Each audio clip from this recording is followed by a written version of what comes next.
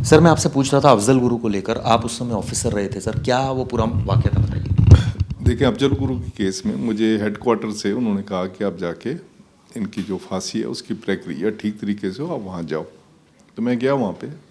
तो जब अफजल गुरु से मिला रात को, तो हमने जाके अफजल गुरु को जो है जिस सेल में था वो वहाँ से निकाल के उनको अकेली सेल में कर दिया था, क्योंकि लॉ ये कहता है कि जैसे ब्लैक वारंट इशू होता है आप उसको जो है अलग सेल में रख देंगे, और उसके पास कोई भी चीज़ ऐसी नहीं होनी चाहिए जिससे वो सुसाइड कमिट कर रहे हो, राउंड द क्लॉक उसको सर्विलेंस में आप रखोगे। तो वो सारा इनके ऊपर हो रहा था, पहले भी हो रहा था पहले, पर इनके साथ और लोग थे, तो उसी ने इनको अकेला कर दिया।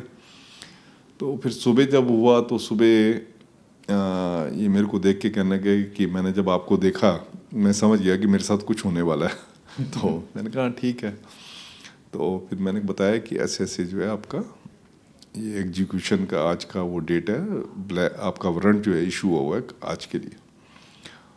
तो उसके बाद बड़े कूल एंड काम वो अफजल गुरु बिल्कुल कूल एंड काम तरीके से बात कर रहे थे। तो फिर कहने लगे कि चाय पी सकता हूँ मैं। चाय पिला दी हमने, चाय पिलाते भी वैसे ही सबको पिलाते हैं। फिर उन्होंने कहा कि मैं एक कप और ले सकता हूँ। तब तक चाय वाला चला गया था, वो हम चाय नहीं पिला पाए उसको। उसके बाद फिर वो बताने लगे अपना कि मैं टेररिस्ट नहीं हूँ, आप तो लोग तो मुझे टेररिस्ट समझ रहे हो, पर मुझे फंसाया गया। खैर मैंने कहा हम तो इसमें कुछ भी नहीं कह सकते, मुझे पता है कि आप लोग कुछ नहीं कर सकते, पर मैं आपको बता रहा हूँ कि मुझे फंसाया गया। उन्होंने एक दो पुलिस ऑफिसर्स के नाम भी लिए कि इन्होंने मुझे फंसाया।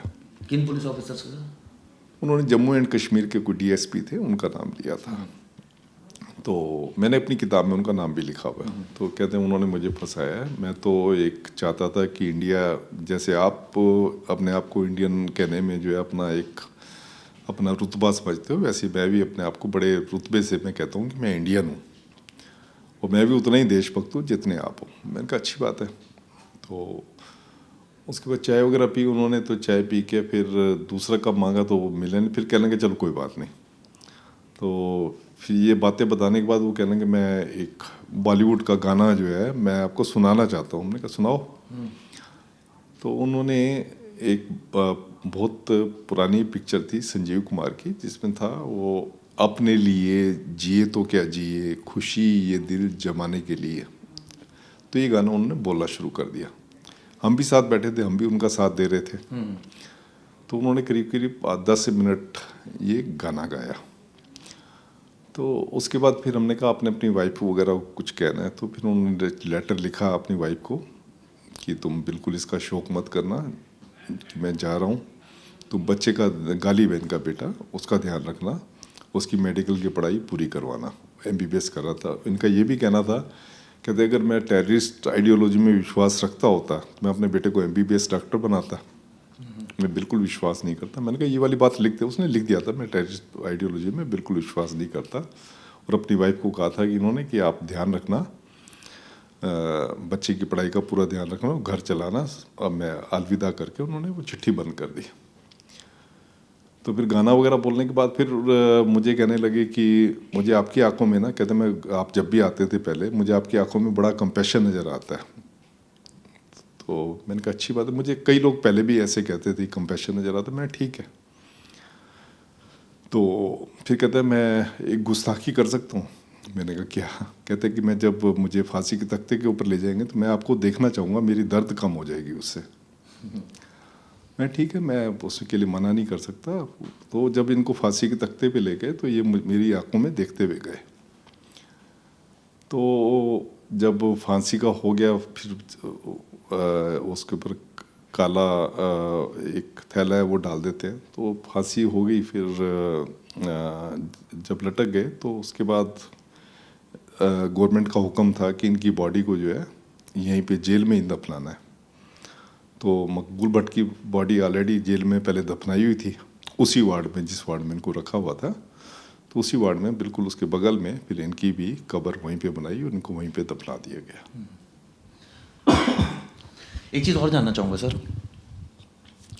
खासकर अगर ब्लैक वारंट की बात करूँ, आपने किताब जो लिखी, एक आम भाषा में एक आम लोग इसको कैसे समझें सर, कि अगर मान लीजिए किसी कैदी को फांसी हो जाए तो इसका मतलब क्या होता है, किन किन प्रक्रियाओं से गुजरना पड़ता है और किस तरह से जेल प्रशासन जो है वो एग्जीक्यूट कराता है सारी चीज़ें? देखिए क्या होता है, जो फांसी होती है रेयरेस्ट एंड रेयर केसेस में दी जाती है। जैसे किसी को फांसी हो गई, ट्रायल कोर्ट ने फांसी की सज़ा दी, तो वो उसको कंफर्म करती है हाई कोर्ट।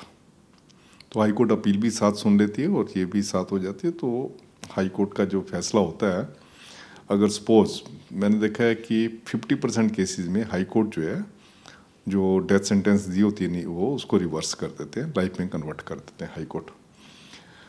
उसके बाद जो है हाई कोर्ट जब कंफर्म करती है, उसके बाद वो जाता है सुप्रीम कोर्ट में। नेचुरली मरता क्या ना करता, वो सुप्रीम कोर्ट जाएगा, ये अपील करेगा। तो जब तक उसका ये अपील का प्रोसेस चल रहा होता है या उसकी मर्सी पिटीशन प्रेसिडेंट तक पेंडिंग होती है, तो हमारा कानून ये कहता है कि आप उसको एक ऑर्डिनरी कन्विक्टेड प्रिजनर ट्रीट करोगे, अनलेस की सिक्योरिटी इम्प्लीकेशन कोई है। तो प्रिजनर से हम चाहें तो उससे काम करवा सकते हैं, काम करवा के उसको वेजिस दे सकते हैं, सब कुछ। क्योंकि आजकल ये प्रक्रिया बड़ी लंबी चलती है, क्योंकि मर्सी पिटीशन ने कई बार देखा है 5-5, 6-6 साल तक जो है चलती रहती हैं। तो जब मर्सी पिटीशन रिजेक्ट हो जाती है, उसके बाद सुप्रिटेंडेंट जेल की ड्यूटी होती है कि वो जाके एक चिट्ठी बनाता है, जिस कोर्ट ने उनको कन्विक्शन दी होती है डेथ सेंटेंस, उनके पास जाता है और उनको कहता है कि हमें ब्लैक वारंट इशू करो, क्योंकि इसने सारी न्यायिक प्रक्रिया जो है पूरी कर ली है और अब इसकी कोई एग्जीक्यूटिव या न्यायिक कोई प्रक्रिया बची नहीं है। तो जज उसमें फिर एक वारंट इशू करता है, जिसको ब्लैक वारंट इशू कहते हैं। उसमें ब्लैक हाशिया होता है उसके उसमें, तो इसलिए उसको ब्लैक वारंट कहते हैं। उसमें लिखा होता है कि आप इस डेट को इतने बजे आप इसको लटकाएंगे टिल डेथ, और इसकी एक कंप्लायंस रिपोर्ट जो है हमें भेजेंगे। तो जब तक जैसे ये आपने ब्लैक वारंट इशू करवा लिया, आप प्रिजनर को सोलिटरी कन्फाइनमेंट में रख देते हैं। मतलब सोलिटरी कन्फाइनमेंट में वैसे किसी प्रिजनर को नहीं रख सकते, पर इसको आप सोलिटरी कन्फाइनमेंट में रख सकते हैं। लेकिन सर ये ब्लैक वारंट जब इशू होता है तो उसके कितने टाइम के बाद एग्जीक्यूशन हो जाना चाहिए? लगभग ये ब्लैक वारंट जब इशू होता है तो 1 हफ्ते के अंदर जो है हो जाता है। हाँ, उसमें डेट वगैरह हाँ, तो उसमें जो है फिर आप जैसे ही वो, ऐसे तो प्रिजनर को समझ आ ही जाता होगा। हाँ, प्रिजनर को समझ आ ही जाता है कि उसको अकेला वो बंद कर दिया है। उसके जो उसने जो पजामा वगैरह पहना होता है, उसमें नाड़ा वगैरह निकाल लेते हैं। अच्छा। बर्तन वगैरह उससे सारे ले लेते हैं, क्योंकि बर्तन के भी वो वेपन वगैरह, हाँ, औजार बना सकता है। और सारी चीज़ें जिससे कि वो अपने आप को नुकसान पहुंचा सकते हैं, उसके कमरे से निकाल ली जाती है। और कानून ये कहता है कि आप उसको जो है रिलीजियस बुक दोगे।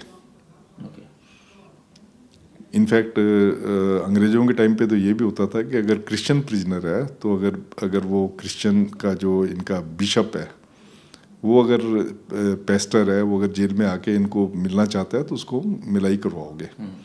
तो वो कहते हैं रिलीजियस बुक्स वगैरह इनको दोगे। तो जैसे अगर मुस्लिम है तो होली कुरान हो जाती है, क्रिश्चियन है तो बाइबल हो जाती है, वो हिंदू है तो गीता हो जाती है, सिख है तो दूसरी किताबें होती हैं।